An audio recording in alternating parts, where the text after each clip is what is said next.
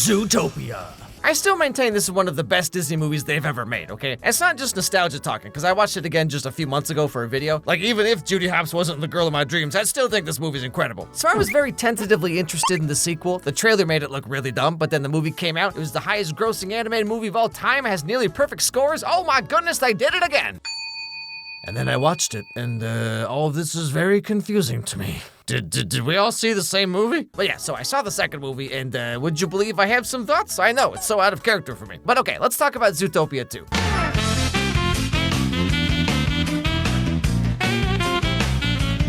So, a lot has happened in Zootopia over the past 10 years, and by that I mean 1 week, which is apparently how long it's been since the first movie. There's a new mayor already, somehow. New mayor and former actor Brian Windancer hailed the two during celebrations for the 100th anniversary of the invention of Zootopia's weather walls. This is our Zootopia. Hey, that's Crunk from April's New Groove. You can't fool me. Nick is now a cop, as per the last movie, and he and Judy are partners in justice. But are they partners in life? Well, that's a good question, because the movie also clearly has no idea. Anyway, like me most days, crime in Zootopia never sleeps. There's always someone doing something, I tell you what. Now, today's bad guy is this customs inspector. I know you're eager to prove yourselves, but as rookies, you will observe only and watch the veteran teams show you how it... Chief, hi. If you're looking for Nick and Judy, they said they got it. Boy, you save the world and you end racism, and then they still put you on rookie duty, huh? Okay, so this actually brings us to one of my annoyances with this movie.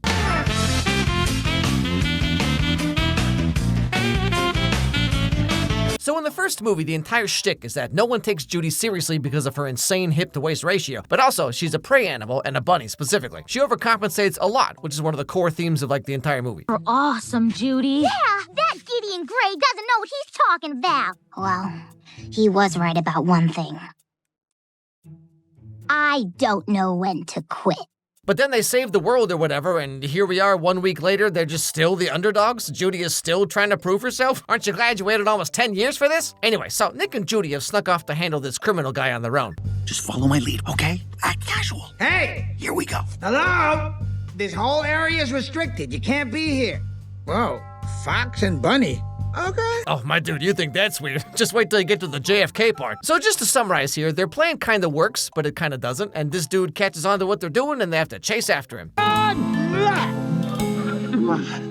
Well, can't win them all. Get out of the road, you dumb bunny! My hog rod! This is a snout rage! Yes, a snout rage.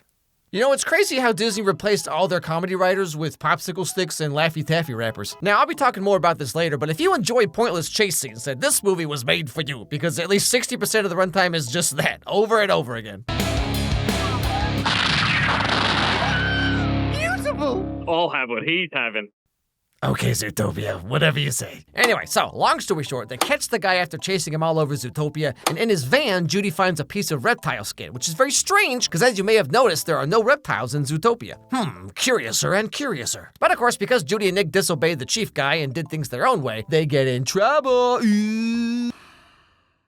Officer Hobbs, despite my best efforts to avoid it, I like you. Dad, is that you? But so here's where Judy and Nick kind of have a divide in their life philosophies. Judy wants to reprove to everyone that she can be relied upon, so she starts digging into like what's up with this reptile skin. But Nick just wants to lay low, do the bare minimum until the punishment blows over, don't ruffle any feathers, you get the idea. And don't let it get to you, okay? Because we are the dream team. Sorry, Paul. Okay, I'm sorry, I can't just, like, I gotta say something here.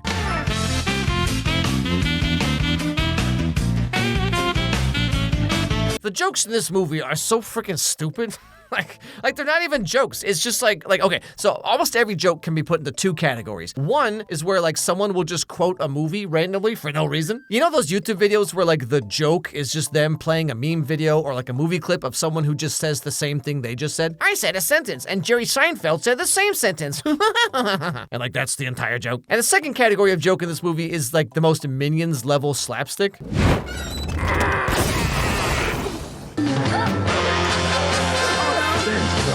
Now, of course, the first movie also has some slapstick, and it also has like a big Godfather reference, but the second movie just does all of this 5 times more than they should. Anyway, so Judy's feeling down on herself because she did a oopsie, and she's setting bunnies back 20 years. So she goes back to her sad little dorm and eats her sad little dinner and talks to her sad little parents. Small town hero raised on a farm. Big city crook raised on the street. Mom. Just remember the first rule of partnerships. You can be right, or you can be happy. That's true. There's nothing wrong with dying a little inside so you can meet in the middle. Okay, see, now that's a good joke. More of that, please. But alas, we were all deceived, for there were no other good jokes. So while she's eating her food and watching TV, Judy sees a news program about the 100th celebration of Zootopia and how they're gonna show off something called the Linksley Journal. Tonight, we put our differences aside and celebrate at the Zootennial Gala, where the Linksley Journal will be on display for the first time in a century, following an infamous reptile attack. The Linksley... Now, Judy realizes that the catering company for the gala is the same company that was smuggling reptiles. Oh, she's uncovered a conspiracy. Anyone could have left it like that. And you said snoop a little, not break and enter. Okay. Oh, we were always going inside. Got it. Same page means your page. Oh, Nick, if you only knew. Also, quick aside here for a second, but whoever designed Shakira's character in this movie, if you could meet me in my office after class? Anyway, so they get all dressed up and they sneak into the gala. Nick is kind of starting to be like, oh, dang, is Judy actually kind of cute or something? There. I don't think it has enough guards. I'll get a closer look. Watch my 6. Watch your 6. Judy, trust me, way ahead of you on that one. So at this gala, they're celebrating the Linksley family, who are descended from the founder of Zootopia. And most of them are pretty hoity-toity aristocrats, you know, except this one guy that Judy meets, named Paubert. Sorry. Here, let me just... Oh, nope. That belongs to you. I apologize. Oh, gosh, he hates me. Here. Just like to be prepared for any possible scenario. Well, I just mopped a spill with that guy's tail, so... Ha! Okay, so a lot of you probably already know what I'm gonna say, but I gotta say it anyway.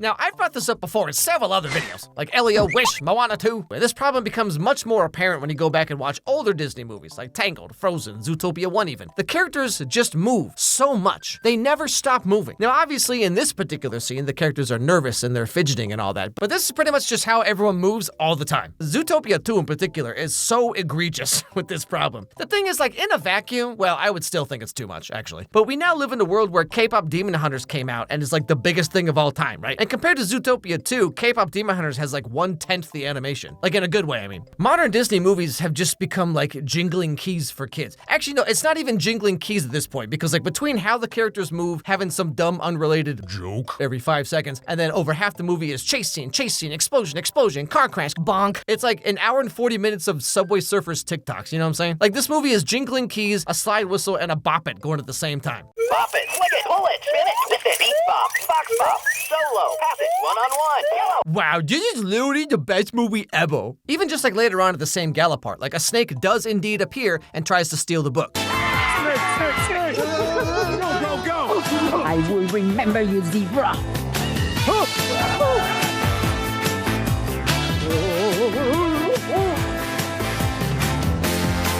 But Judy and Nick chase him down into some kind of room, whatever this is. And long story short, they get framed. And everyone thinks that they are working with the snake because they're not supposed to even be here. And so why would they sneak in unless they were doing something nefarious?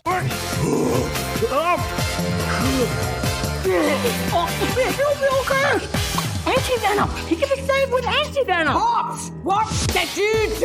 No, We're helping the snake! Like I was saying, everything just happens so fast in this movie. It's like there has to be something every 5 seconds or else, what, the kid's gonna swipe away from the movie theater? Now, I know what you're thinking, okay? You're thinking, Alex, shut up. Your videos have lots of cutaway gags and explosion jokes. Yes, this is a 20-minute YouTube video and not an hour and 40-minute feature film, okay? The rules are different.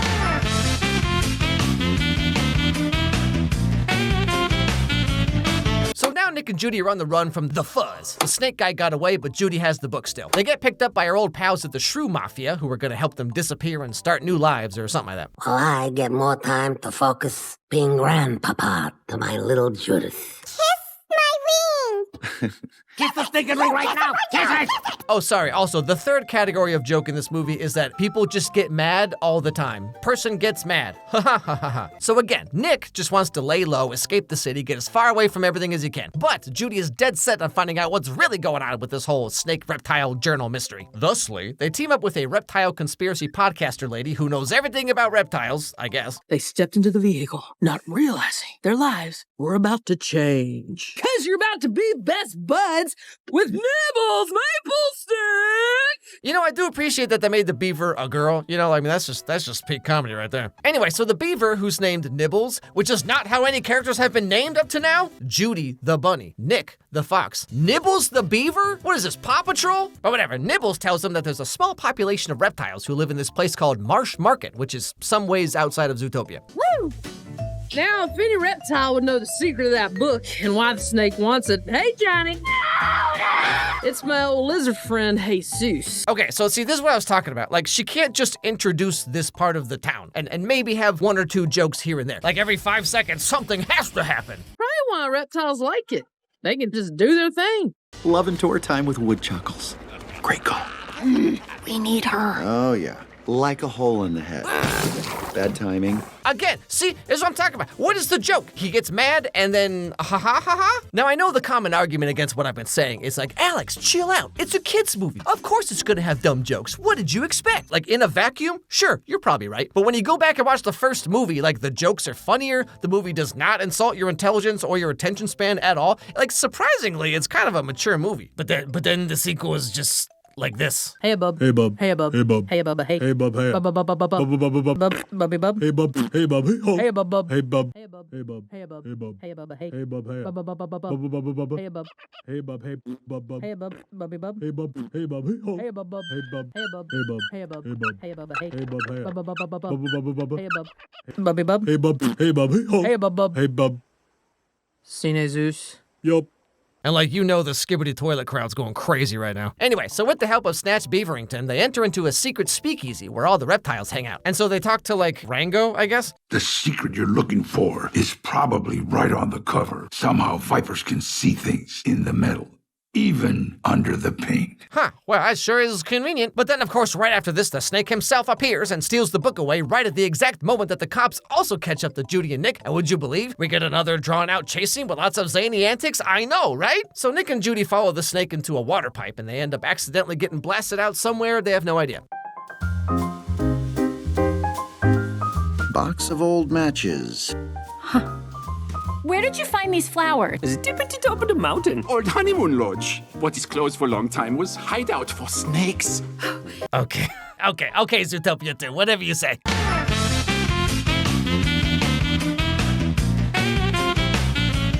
When I said that the first movie is surprisingly mature, part of what I mean is that the plot is very logical in that, like, this happens, therefore this happens, which causes this to happen, and then that ties back into this thing. Like, for example, Judy sees Nick doing his popsicle scam, and then later on, she sees a picture of the otter holding a popsicle, and she puts it together that Nick might know something, and he does in fact know someone who knows something, and that leads them around town collecting clues that all tie back into each other. Zootopia 2, however, runs like on friggin' Cocomelon logic. The snake's fanny pack just so happens to get caught on something. It has a matchbox in it that just happens to be from a secret snake hideout that just happens to be located right where they accidentally shot out of the water pipe. Wow, isn't that something? Every plot point of the first movie felt earned. Like Judy and Nick were doing police detective work, you know? In this movie, everything important just falls in their lap for no reason. But hey, you made $1 trillion, so who cares?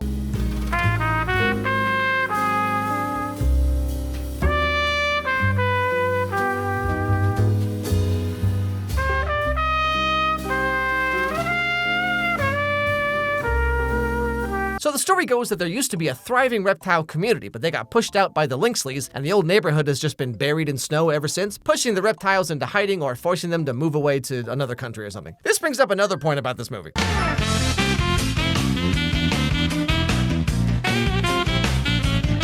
So the Linksleys are described to us by the Shrew Godfather guy earlier in the movie like this. We've been framed by the lynxes. The lynxes are killers, and they have no honor.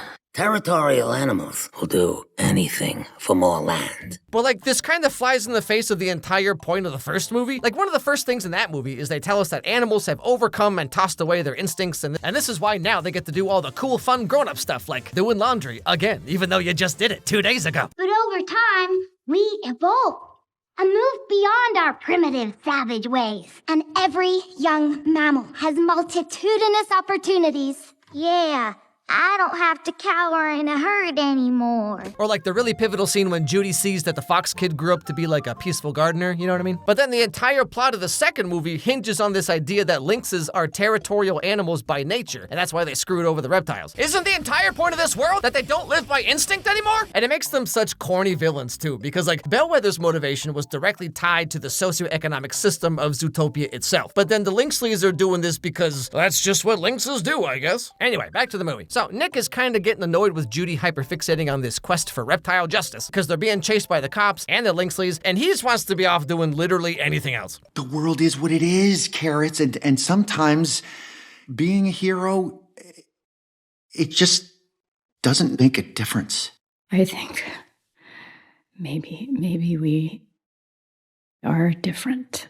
Well, hey, Judy, listen, I'm not different. We're not different at all, okay? We can make anything work, whatever you want. So they kind of have a falling out, but would you believe, as soon as there's any kind of slow emotional moment in the movie, the cops catch up with them and there's another chase scene, oh my goodness. But then crazy plot twist. Oh my gosh, I think I just took out a cop. Sorry, sir. Hubbard? Yeah, it's, we're the good guys. I told you she's helping. Wait, Hubbard was the good guy the whole time? Oh boy, I can't wait to watch him constantly fidget for the rest of the movie. But anyway, so Nick gets caught and thrown in jail. Pobbert and Gary save Judy and take her on their motorcycle to Pobbert's secret hideout. No, that's actually vintage. Oh, and you could just not. Oh, no, please don't. No, wait, not that. Turn it off. Why are Disney movies like this now? I think I just don't have enough brain rot to understand the appeal of this. Okay, so this snake's name is Gary, and he's been plotting for years to steal the journal because he can read whatever's on the cover with his special Ka from Jungle Book superpowers. It wasn't his journal. That's the secret. Zootopia wasn't created by a mammal. It was created by a snake. Her original patent was safe. She hid it in her home.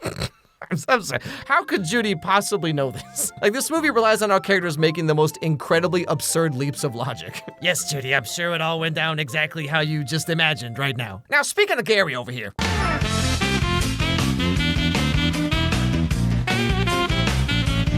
So in this movie, Judy finds out that reptiles actually might not be that bad. In the first movie, the story was about how society is built around predator and prey animals. The entire shtick is that prey animals are inherently at a disadvantage, and society only really works if the predator animals uphold their end of the social contract. In their DNA, can you elaborate on that, please? Yes. What I mean is, thousands of years ago, predators survived through their aggressive hunting instincts. However, prey animals being subjected to inherent injustice does not necessarily mean that they are morally virtuous. Like, we see many prey animals doing crime and stuff, and like the big bad guy of the whole movie is a prey animal who's trying to play up the social injustice to gain clout and control over people. For a Disney movie mostly aimed at kids, like Zootopia 1 is incredibly dark and mature, but Zootopia 2, that all just went way out the window. Like, in watching this movie, we ourselves learn almost nothing about reptiles. Gary's the only reptile we really meet, and he's barely even in the movie. He's just this like one-dimensional, happy little snake boy who loves giving hugs. And then there's like the speakeasy part, and that's it. This movie's supposed to be about reptiles, but they're barely even in it. The movie's more about Judy thinking about reptiles. Like,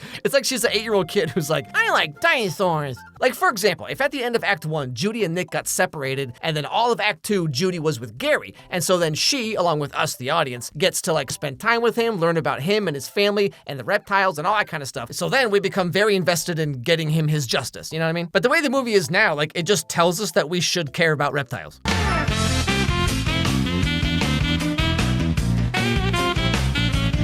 So the final part of this movie is Judy, Pobbert, and Gary heading to where they think the lighthouse from the picture is located, because that's where they think Gary's ancestor like hid the patent or whatever. But when they get there, it's time for another crazy plot twist. Sorry. Last case, there was kind of a twist. I know. Oh my gosh. My heart is pounding. Oh, I thought you knew. Oh, of course he's the bad guy. So, like, okay.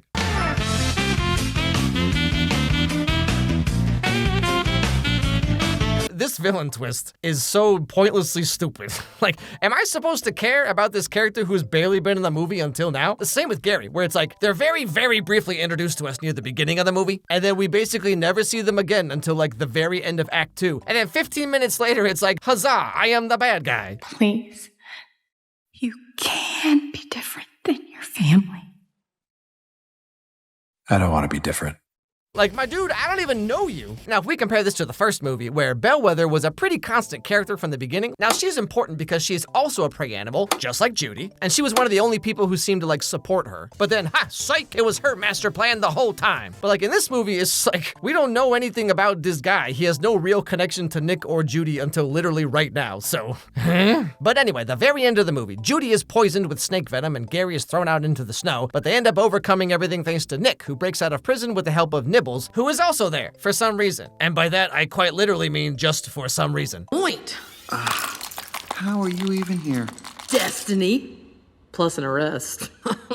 Wow, what a crazy coincidence. Over 90% Rotten Tomatoes, everybody. But all the same, they defeat Pawbert, they find the old reptile city, find the patent. Pawbert comes back again for 4 seconds, but then, bonk. That'll do, Pig. That'll do. Please shut up. And so once again, racism has been cured forever. The snakes move into Zootopia and everything is fine like a week after they already cured racism. Incredible, these kids. Also, like a little bit before the ending, we finally get Nick and Judy to kind of be honest about their various feelings. I do try too hard because deep down I'm afraid that I am what everyone thinks I am, and I suppress my discomfort because I'm worried it makes me look weak and I want to be strong and I think I'm failing all the time. I have unresolved childhood trauma that I refuse to discuss because being vulnerable scares me. I make dangerous choices because I have an unhealthy bunny hero complex. And of course, it's all played off as a half joke because heaven forbid the movie slows down and has any semblance of maturity or weight to anything. Like in the first movie, the entire beginning of Act 3 is Judy hanging up her badge, she goes back home, like we see her hit her lowest point and then crawl back up when she goes to apologize to Nick. You can hate me, and that'll be fine, because I was a horrible friend, and I hurt you, and you can walk away knowing that you were right. But now in the second movie, it's like all character development is just played off as like a really quick joke. But all the same, that's about where it all wraps up.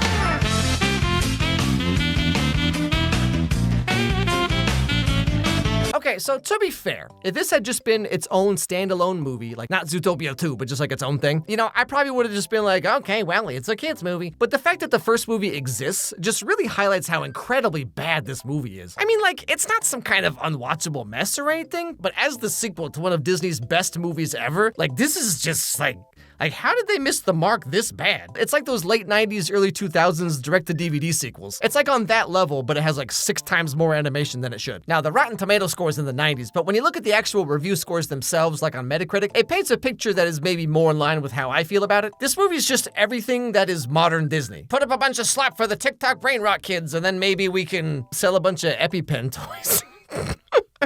So, given the length of this video, I feel like I've pretty much exhausted everything I wanted to say. It's not a bad, horrible, unwatchable mess of a movie, but when you compare it to the first movie and you kind of look at it as a franchise, right? Because there's a TV show, or I guess there's shorts, and there's the first movie and the second movie, and it's like the first movie is so good. Not like it's the best movie of all time, but I'm saying it's so good. The story is really mature. The plot is very logical. You feel very smart watching it. And then the second movie is just everything that was good about the first movie is basically gone. Like, Judy is annoying and Nick is annoying and all the jokes are dumbed down incredibly and the plot is just like the most like, you know, Paw Patrol, Coco Melon, like, and then this magically happens and then coincidentally this happens and now they're here, you know, like everything that was good about the first movie is basically gone. They have so much more technology, you know, 10 years later, they have so much animation technology now and everyone moves too much. Everything is just too It's just too much. Everything's over animated. It's like Minions now. It's just constant explosions and constant moving all the time. Slapstick this, explosion that, bonk on the head. Just constantly, all the time. And the movie made a ton of money. So like, obviously, what do I know? You know, although we do need to divorce ourselves from the idea that a movie making a lot of money does not mean it's good. Okay, you know what I'm saying? 50 Shades of Grey made $500 million. Okay, so let's just remove that idea. This is the same problem that I've brought up in so many other videos, where it's like, it's almost 10 years later, everyone who likes Zootopia 1 is now 10 years older, and instead they dumbed the movie down for like people who are like 7. Okay, like for example, in the first movie, you know, like there's the sloth at the DMV part, or the nude yoga part, right? Like these are jokes that kids aren't really gonna get or care so much about, but as an adult, this is like really funny. Like sloths run the DMV is funny. That's really funny for an adult. And like that part of the movie is so slow on purpose, and it's hilarious. And like this second movie would never ever have a joke like that. Or like animals doing nude yoga. Like that's such a silly, hilarious concept. And like I said in my video, modern Disney would never do that. And yeah, they don't. All the jokes are just explosion, pie in the face, bonk on the head with a frying pan. Like that's the entire movie. And it's just like, man, like why did they mess it up so bad?